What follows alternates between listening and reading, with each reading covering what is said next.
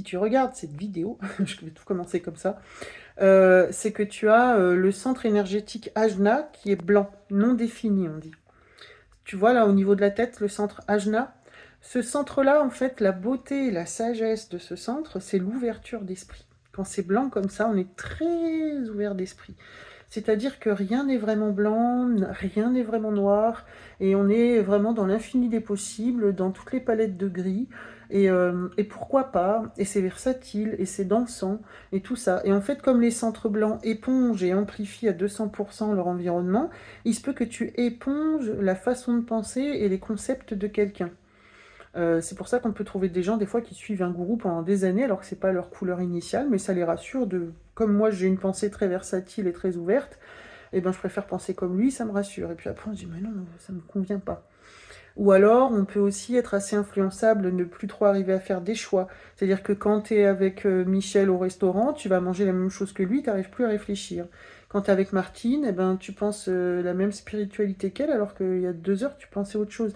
Ça peut être un petit peu perturbant de sentir ça, de sentir que ta façon de penser, de conceptualiser, elle est mouvante et changeante. En fait, c'est l'ouverture d'esprit qui fait ça. C'est super, parce que j'imagine que tu es très ouvert d'esprit si tu écoutes ça. Donc, qu'est-ce qu'on fait de ça? Eh bien, souvent, il peut y avoir un peu une panique qui se crée à cet endroit-là. Le mental, il sent ça. Et du coup, la vulnérabilité, c'est de se croire inférieur intellectuellement. Ça, c'est assez fort, hein, à cet endroit-là. C'est voilà, de se sentir pas à la hauteur et d'être tout le temps en train d'admirer d'autres gens qui sont tout simplement câblés un peu plus tête de mule, un peu comme moi. Moi, je suis câblée, tu vois, c'est assez raide. Et c'est pas forcément mieux. D'ailleurs, il faut jamais penser que les centres colorés sont mieux que les centres blancs, parce que ça amène d'autres blagounettes là-bas derrière, hein, dans le fonctionnement. Donc, en fait, c'est vraiment pardonner ce truc-là, qui est pardonner la folie du regard, qui fait on peut se croire inférieur intellectuellement. En fait, tu es ouvert d'esprit, tu es ouverte d'esprit, c'est tout. C'est juste très ouvert. Aussi, il peut y avoir là des petits traumatismes liés à la mémoire. Quand je suis stressée, quand j'ai un ajna blanc comme ça, je perds la mémoire. On trouve très facilement des blessures d'enfance, par exemple. Je suis allée au tableau, je connaissais ma récitation par cœur et je la trouvais très belle, je savais très bien la réciter. Et puis au moment de me prononcer devant tout le monde, panique à bord, et du coup je me rappelle plus de rien, page blanche. Pareil à l'adolescence, je me souviens même plus de mon groupe préféré quand quelqu'un qui me plaît me pose la question. Ce genre de trucs-là, donc blessures d'humiliation, de rejet, des choses comme ça qui peuvent s'inscrire, de se sentir honteux et nul. Ça peut être bloqué là. Donc, qu'est-ce que ça peut développer? Le mental, il sent ça, il l'a vécu comme un trauma. Donc, qu'est-ce qu'il fait? Et bien après, il passe sa vie à essayer de convaincre qu'il sait.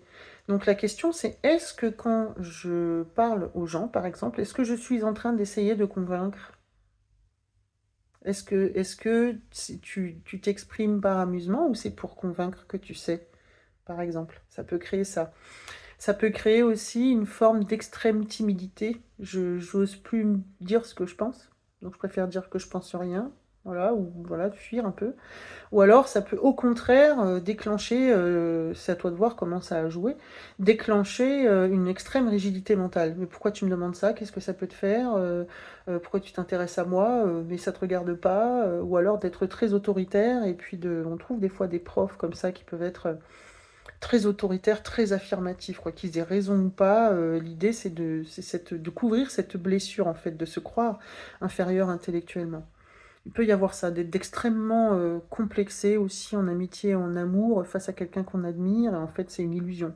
On n'est pas obligé de tout savoir. Et puis, quand on a des petits trous de mémoire, on dit, oh, t'inquiète pas, j'ai sur le bout de la langue, ça va me revenir. Quand je me rappellerai, je te le dirai. Ah oui, oui, j'ai oublié le nom de ce bouquin, mais c'est pas grave. Et non pas de se pétrifier de honte et de gêne, en fait. Voilà, c'est juste que tu es très ouvert d'esprit. Tu es très ouverte d'esprit. Ça danse et c'est fluctuant, c'est très ouvert.